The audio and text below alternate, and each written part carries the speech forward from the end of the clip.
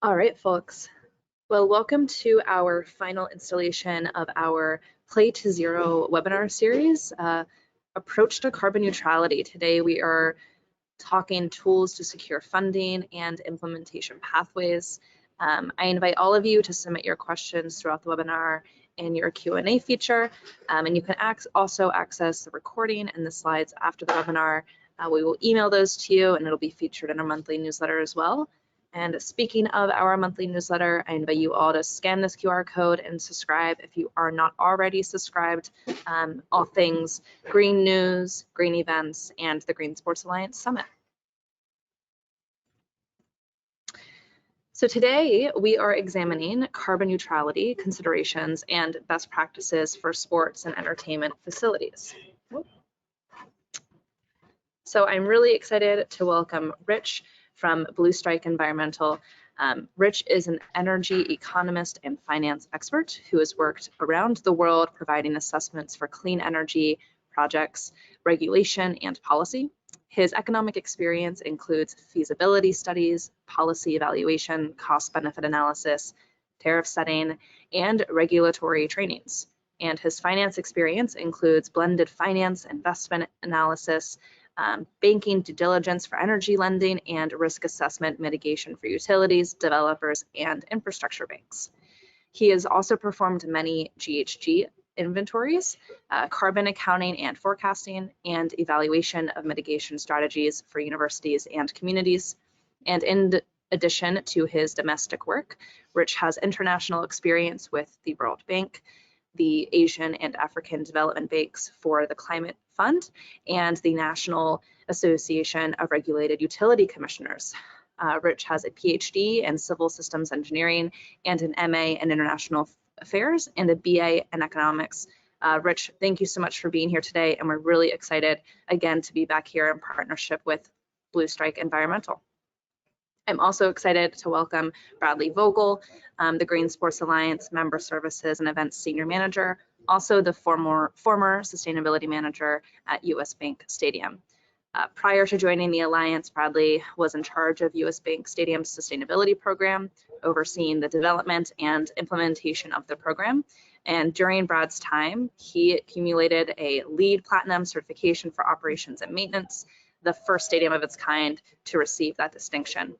And in his role at the Green Sports Alliance, Brad has become very well versed in the ARC program, which is now partnered with the Green Sports Alliance to help leagues, venues, and teams benchmark, track, improve their utilities usage and waste diversion. Our Green Sports Alliance team and our partners are true champions. So first, I'm going to pass things over to Bradley, and he's going to tell us more about the ARC program called Play to Zero. Let me unmute. Yeah, welcome everyone. First and foremost, we're very excited to have our last iteration of the Play to Zero webinar series with Blue Strike. We had 3 other iterations prior to this one, so if you haven't had a chance, please visit our YouTube page to see kind of our explorations into transit best practices, energy, and then some waste considerations as well. So, but really, I wanted to just say welcome to the final iteration. And to this point, we have explored energy, waste, water, transportation for sports facilities, and today we are culminating this series with a deep dive into how we can reduce carbon emissions in a financially viable and beneficial way. We have teamed up to provide members with a Play to Zero reporting framework and specific strategies to address emissions reductions in the energy, water, and waste categories. As you all build out your sustainability programs and initiatives, tracking baselines and performance is vital to understanding your carbon footprint and return on investment. The Play to Zero reporting framework offers a simple recognition platform and sustainability performance toolkit that will guide and celebrate progress towards a resilient future for sports in our communities. So to learn more, please visit the link that's posted in the chat and on the screen right now. And then additionally, the Play to Zero platform is also how GSA determines its award winners at this year's summit. I know we just closed the applications for that, and we will be reaching out with the award winners here in the next week or so. So just stay tuned for that. But moving forward, if you do want to highlight your reductions and show your reductions, please definitely apply for those awards, because we do want to highlight the great work that you all are doing. And with that, I would love to hand it off to Rich from Blue Strike Environmental to go into this deep dive today, specifically around the financial and aspects of what it looks like to pursue carbon neutrality. So with that, Rich, I'll pass it over and take it away, good sir. Great. Thank you very much, Bradley, and hello to everyone. Thanks so much for joining. I know that the last time we had some technical difficulties when we tried to deliver this before, so apologies for that, and also a hearty thanks for hanging in there and rejoining us here on this date. So as Bradley mentioned, I want to talk a little bit about evaluating carbon reduction pathways and also look at some financing options. First of all, I wanted to just talk a little bit about some baseline indicators that most of you are probably already familiar with. As you may know, the building sector has a pretty big carbon footprint. It's actually responsible for about 1/3 of global energy and process-related CO2 emissions. Within that 33%, about 8% comes from the use of fossil fuels, about 19 to 20% comes from the generation of electricity and heat, and then the remainder comes from manufacturing of cement, steel, and construction materials. Interestingly, in 2021, emissions from building operations were actually up 2% over 2019 levels, and 5% higher than sort of the COVID-affected 2020 levels. To align with a net zero target, emissions from buildings operations would need to more than halve by 2030, which of course feels like it's just around the corner. And in order to do that, significant investment would be required to reduce emissions, beginning with efficient energy use, investments in efficiency, and eventually extending sort of throughout the value chain. Sporting events, another thing that you all are intimately acquainted with. Sporting events have their own sort of unique emissions footprint and sort of a life of their own. A Cardiff University study found that the carbon footprint of attendees to major sporting events is 7 times higher than their average everyday activity. You're all familiar with AT&T Stadium in Dallas. That stadium, beautifully lit here on your slide, uses up to 10 megawatts of electricity on game day, which is actually enough to power 3,600 homes. And a University of Arkansas study found that actually 63% of the energy use at Razorback Stadium comes from the months outside of the football stadium, or I'm sorry, outside of the football season. So just baseline use from keeping the stadium generates actually about 63% of that stadium's energy use. So we'll switch to the next slide. Some, of course, are achieving excellent results, and Mercedes-Benz Stadium in Atlanta was the first stadium in the world to obtain a LEED Platinum certification. Climate Pledge Arena in Seattle has pledged to be the first in the world for zero emissions. And the Olympic Games in Tokyo, the electricity for those games to power the events came from renewable energy, which was mostly derived by solar panel farms across Japan's countryside. So there have been, and these are just 3 examples of significant work in the sporting area to reduce carbon emissions, but 3 highlighted here. So we'll go on to the next slide. So what we do at Blue Strike is that we work with events managers and venue owners to design and optimize carbon reduction investments. As you know, when you look at a whole array of possible investments to decarbonize or to reduce a carbon footprint, the task of sort of prioritizing can seem a little bit overwhelming. And so what we do with our software and our analysis is to build a customized tool to model system emissions. So we take a look at a venue or a campus or even a city or a community and look at energy use and other emissions producers as sort of an overall system, an overall sort of living and breathing system, and take a look at what those emissions do with various improvements to those use items. So not only do we build the tool to model sort of the system emissions, but then we also design and evaluate hundreds of possible investments and package those together in scenarios and look at them in groups. Those scenarios, another way to think about those is sort of investment pathways, and it enables us to look at sequentially investing in those various strategies to be able to produce a net zero result. And then we take those scenarios and we try to maximize results, perhaps first around GHG emissions reductions, second, perhaps around net present value, looking at sort of the value for money and decision-making net metrics. Thirdly, we might look at them through the lens of cost, or what budgetary constraints are in place on how exactly we would move forward on those investment sequences.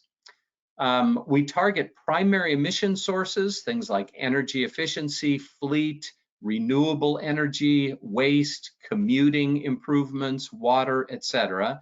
And then we design and evaluate strategies and projects under each source to try to reduce those emissions coming from each one of those sources.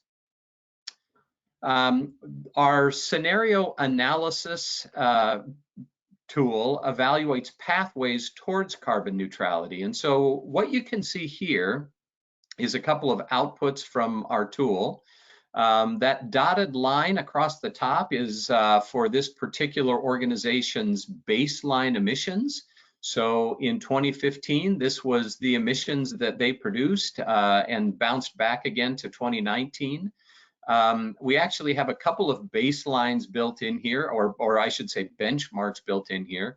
The solid black line shows a business as usual case where if the organization didn't do anything moving forward, emissions would gradually decline because of the decarbonization efforts or the renewable procurement efforts on behalf of the utility that this particular organization buys their electricity from.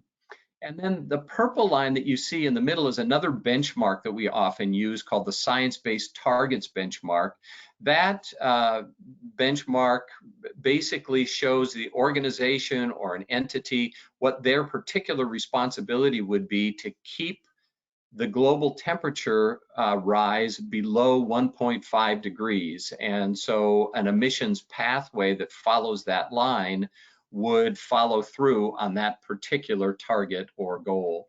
And then you can see the other lines there. Oh, I'm sorry, I didn't notice that you hadn't advanced the slide. So you can see a baseline across the top, which is a dotted line there for this particular organization, a solid black line, which is a baseline, business as usual, I'm sorry, benchmark that we use.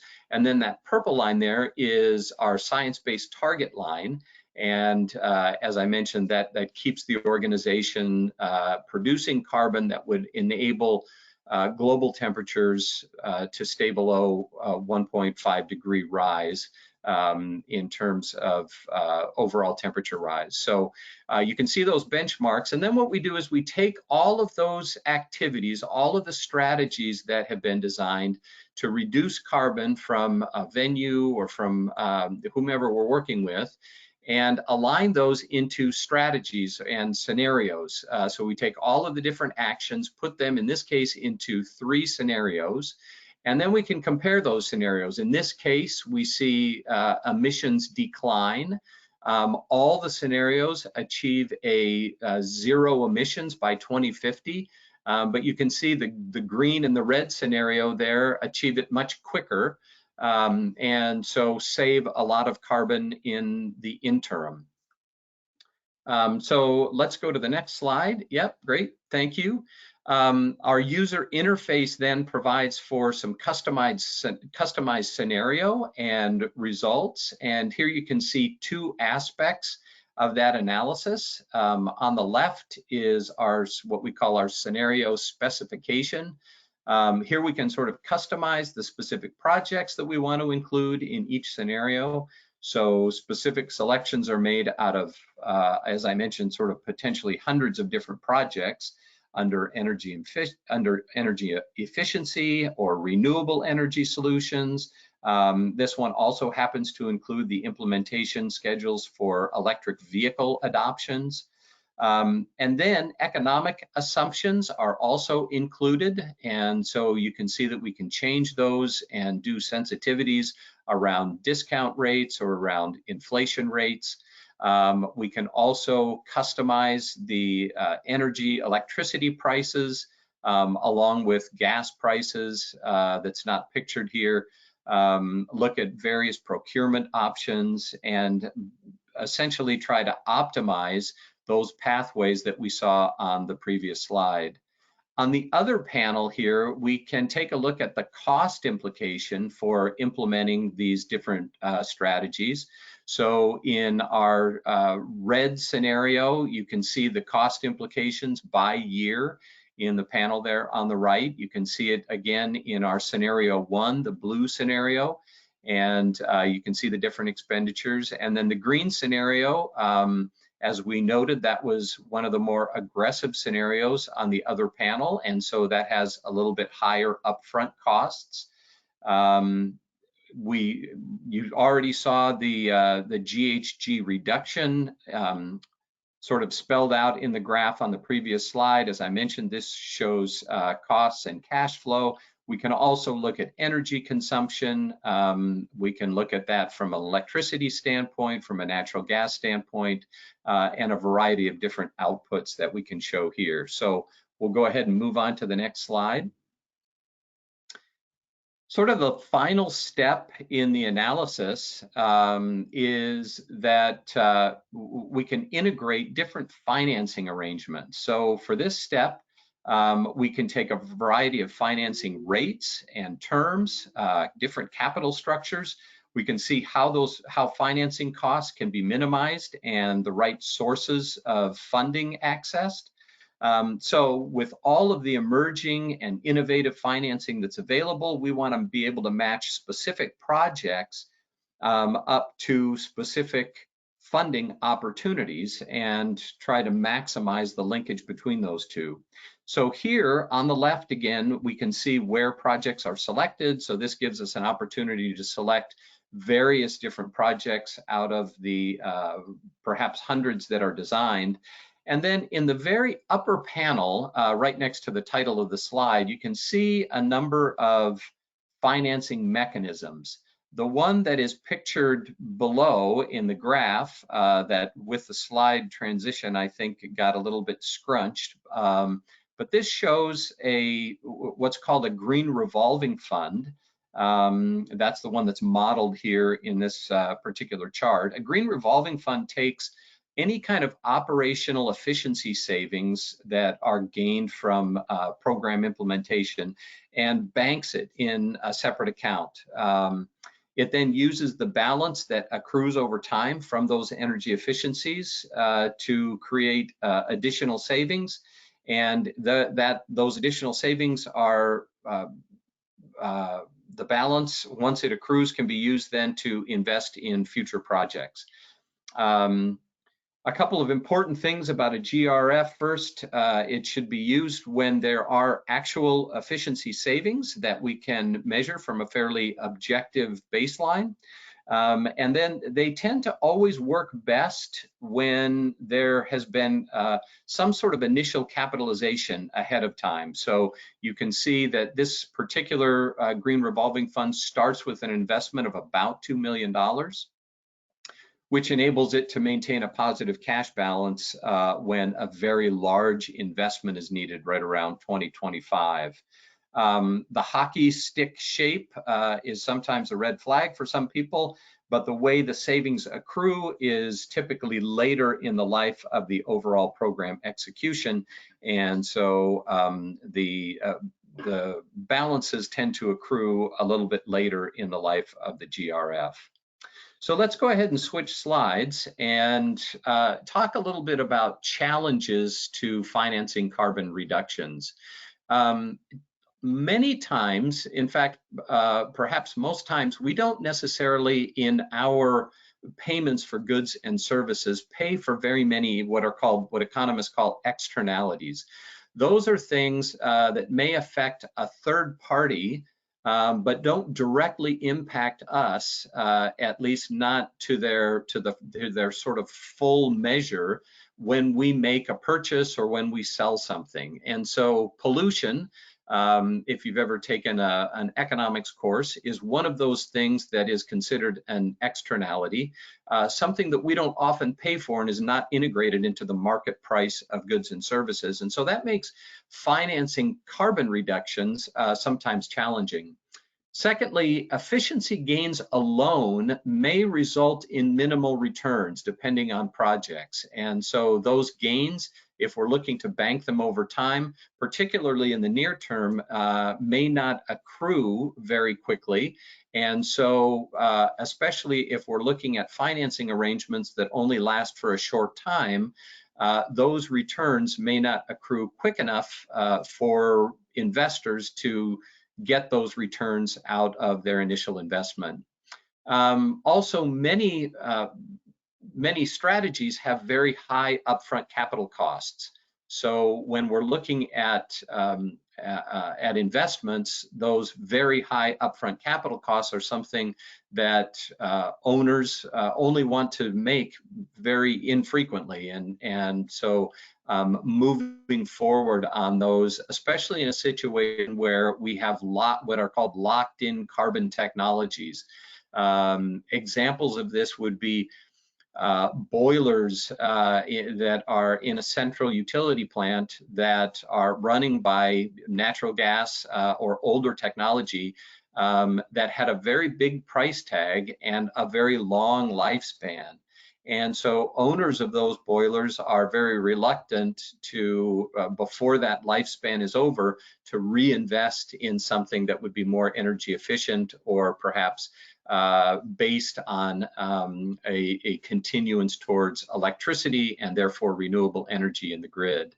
Another reason is investment terms don't necessarily equal the expected useful life of these strategies that would reduce carbon. So investment terms might be 10 or 15 years, while the expected useful life of equipment is 25, 30, or more years.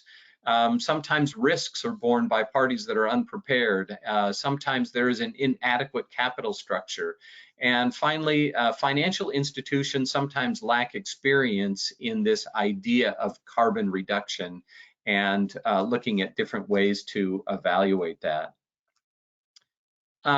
So Rich, over time, Rich, I just wanted to jump in on that last point about financial institutions that lack experience in the sector. So how do you foresee that changing? I guess just, a quick question that kind of at the top of mind, and how can we, as sports individuals and entities kind of drive those institutions, or how can we help, create better experience in that world? Yeah, that's a great question, and I will get into it a little more detail here in just a minute, but there have emerged, sort of a special class of financing institutions. So people may have heard of green banks, which are usually state-level banks that are funded both by a combination of state funds and also private funds. And so by bringing those funds together, the lending rates, the borrowing rates that people would borrow are a little bit reduced because the state is able to either grant funds to those institutions or lend those institutions at very marginal rates. So a green bank is one example there. Green bonds, commercial green bonds are another example of sort of You know, the underwriters for those bonds are just more familiar with carbon reduction. They may have an investor mandate behind them that says we want our money to go towards, specifically towards green projects. And so those are a couple examples of some sort of emerging, you know, like financing institutions that that are out there and that can serve that need. Great, thank you. Yeah, so let's go to the next slide. So here we'll get into a few more sort of innovative solutions to kind of overcome some of those hurdles that that I talked about. The first thing is called CPACE. So CPACE is a program that's run. It was started by, I believe it was started by the Department of Energy, but it's a state program that is sort of backed by the federal government. And it stands for Commercial Property Assessed Clean Energy. This is a real interesting sort of financial product. It's a program that provides low cost and long-term financing for energy efficiency upgrades, for renewable energy installations, and other items as well. The program allows property owners to finance those upgrades through a special assessment on their tax bill. So it goes into sort of paying their taxes. Financing is repaid over a period of up to 25 years, making it an attractive option for larger and longer term projects that might not be feasible with those shorter lending terms that I mentioned earlier. The financing is also, and this is an interesting point, tied to the property rather than to an individual or to the owner. So it transfers ownership when the property is sold. Additionally, the Inflation Reduction Act, this allows for a tax credit on renewable energy projects that begin construction after 2021 and before 2025, at least that's how it's scoped right now. They can receive a full tax credit of 30%. So fairly significant savings. That would mean that any CapEx that's invested, any capital that is invested upfront in a renewable energy project can be reclaimed as a full tax credit moving forward. So it's a savings of 30% on that initial capital expenditure. That happens after the initial investment, so there is sort of a short-term financing that's required. Then third, an energy service company. These ESCOs will come along. They're sort of third-party investors. They'll come along, they will finance upfront costs, and then borrowers will repay them through what are to be guaranteed energy savings. So these are sort of energy expert firms. They'll come in, do an assessment and an audit. They'll look for places where energy efficiencies can be gained, and then invest specifically in those aspects of the facility. And upon those savings, then owners are able to pay back that particular financing package. So let's go to the next slide. This is on the state level. Green bank lending, which we just mentioned, just talked a little bit about. Those are established by states, and they have what's called a hybrid capital structure. So they bring private funds and public funds to sort of lower the interest rates, the borrowing rates that are available. Not every state has a green bank, but they are sort of popping up all over the place. On-bill financing is another interesting option. This is financing available through the utility. So many states have mandated that utilities pay for or finance, not pay for, but finance, offer financial terms for energy efficiency improvements. By the way, utilities are also somewhat motivated to do this because they want to try to shave off what's called peak demand so that they don't have to build out their infrastructure quite as much. And so that ends up being a win-win sometimes.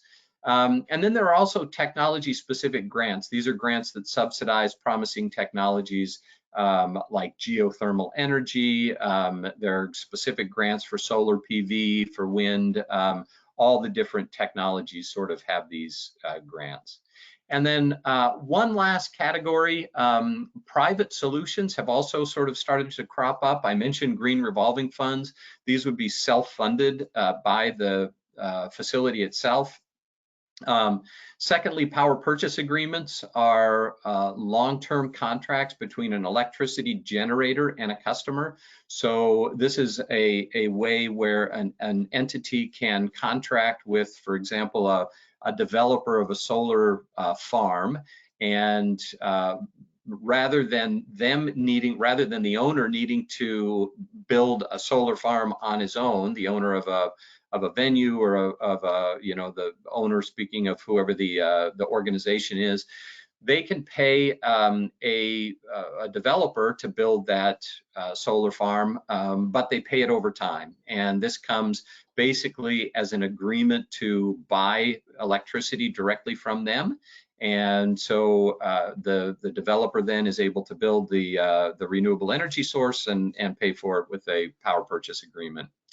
The last one is one that is sort of another very emergent structure. This is called infrastructure as a service. Some of you may have heard of public-private partnerships. Infrastructure as a service provides leased equipment to their clients, and so they would come into a facility and they, like an ESCO, would do an audit, but they can be much more flexible because they're not a government program. This is coming from pure private money. And again, some have mandates. As I mentioned to Bradley's question, some have mandates to put that investor money to use specifically towards carbon reduction. They would upgrade systems equipment, and then once again, from either energy savings or scoping their investment more broadly across the function, across the operations of the entity, may be able to sort of claim savings in other areas. And by sort of more broadly scoping their investment, they're able to kind of lock in additional bankable items and generate a financial return for their investment. In so doing, they once again can sort of keep those lending rates relatively low. So that's an example of, or those are several examples of different kind of emergent items. So the next slide just says questions on it, and that basically concludes the presentation. So any questions, I'd love to dive in. Yeah, Rich, thank you so much for that. That was super amazing. Thank you so much for that deep dive. I'm just going to quickly mention Play to Zero again, and then we'll dive into the Q&A section just right after that. But really, again, in terms of the Play to Zero platform, really what it is, it's a starting point for any entity to start tracking and benchmarking their data. So if you aren't tracking Scope 1 or Scope 2 emissions, energy, waste, and water, this is a great place to start. So again, if you do want to reach out, just start, tracking in any way, shape, or form, please go ahead and do it. And again, if you're a sports team, this is a great way to get recognized for the hard work that you are putting into your efforts. And then I did want to just mention as well, and thank you so much for bringing up power purchase agreements. And we did also have another webinar earlier this year with Cherry Street Energy and the San Diego Padres, specifically around power purchase agreements as well. So if you do want to dive into that specific topic, we visit our YouTube page, and we'd be more than happy to, I guess, show that to you. So yeah, go ahead, Shay. Thanks, Bradley. Love you plugging the YouTube. There are a lot of amazing webinars there. We also date back the whole way to 2011. So if you really want to go on the archives and check out some of the content, I encourage you all to do so. But I'm really excited to talk briefly about the 2023 Green Sports Alliance Summit hosted at Climate Pledge Arena, talking about leveraging the power of sport and catalyzing action on climate. This is the place to be from June 26th, 27th, and the 28th. We're about 46 days away. And as many of you are sports and entertainment professionals, we do invite you to join us in Seattle. So I do want to give you a quick sneak peek into what's happening in Seattle. We will have sustainability tours at Climate Pledge, Lumen Field, Husky Stadium, learning more about the water, waste, and energy at each of these venues. We'll have a summit kickoff reception on 26th with music by the Seattle Jazz Ed Group. We also have over 80 speakers joining us for main stage sessions, fireside chats, solution sessions, and roundtable discussions. And last but not least, our Innovation Hub will be hosted across from the Living Wall at Climate Pledge. It's going to be a great place to snap a nice photo, learn about native Seattle plants, and also engage with sustainable solutions providers at our summit. So I want to shout out and thank our sponsors, exhibitors, and partners for helping us ensure a successful summit this year. And I'm going to drop that link in the chat for you to learn more and register. And I'll pass it back over to Bradley and Rich to go into Q&A.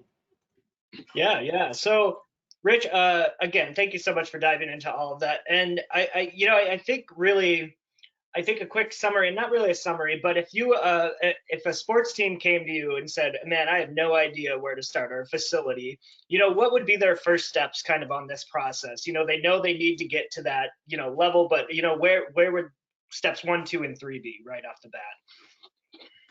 Yeah, I mean, we go sort of soup to nuts, right, through the whole process. But the first step is really it's a baseline inventory. So what are the drivers of emissions? And there are lists, pretty established lists. It's not a super heavy lift to just sort of, and you even mentioned it in your previous announcements, right, as we were starting out.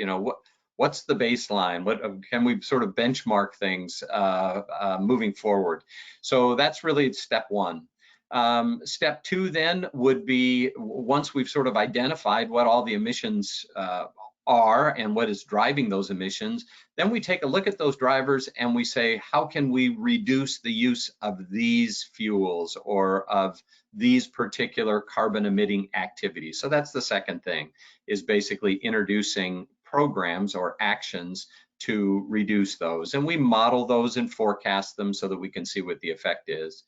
And then the third step is essentially an implementation plan. So that is where we derive scenarios.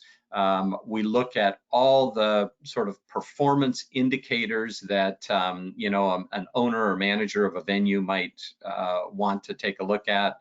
All the decision-making metrics that you can imagine, we can sort of address those. And so that's really the third and final step. That includes all the financing arrangements that I mentioned and sort of looking at each one of those investment pathways and taking a look at which one makes the most sense. So I think that's, that's probably a very straightforward summary. Those 3 steps: establishing a baseline, introducing carbon reduction strategies and evaluating them, and then third, designing pathways, implementation pathways that get us to net zero. Yeah. No, thank you so much. I guess another question, from your experience in your time, are there entities, groups who are particularly good at, I would say from the sports team, university perspective, who have had a lot of great success, implementing these programs in a way that was financially beneficial, where they've seen these savings over time, through green revolving funds, et cetera? Do you have any top of mind?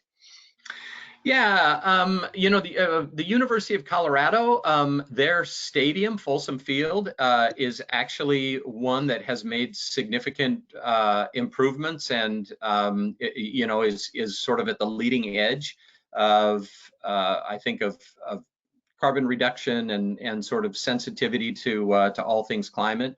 So that's one that definitely comes to mind. When you get into sort of the details and start pulling apart and disaggregating the different kinds of activities, some are going to be expensive and might not reduce carbon by that much, but they're essential for the other ones to come in and sort of work. So, for example, you might need a new central utility plant before you can really leverage a lot of energy efficiency investments.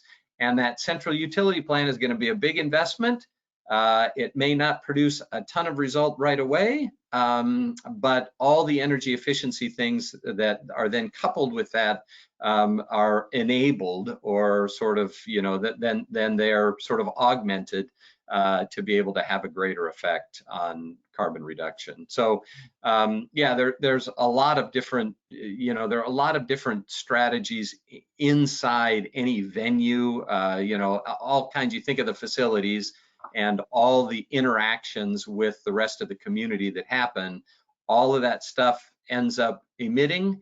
And so, when you can take a look at sort of diving in and disaggregating those things, that's where the real work is. And that's where you roll up your sleeves and really dive in. So yeah, it looks like you get very excited with this whole process. So no, thank you so much. That's the fun part.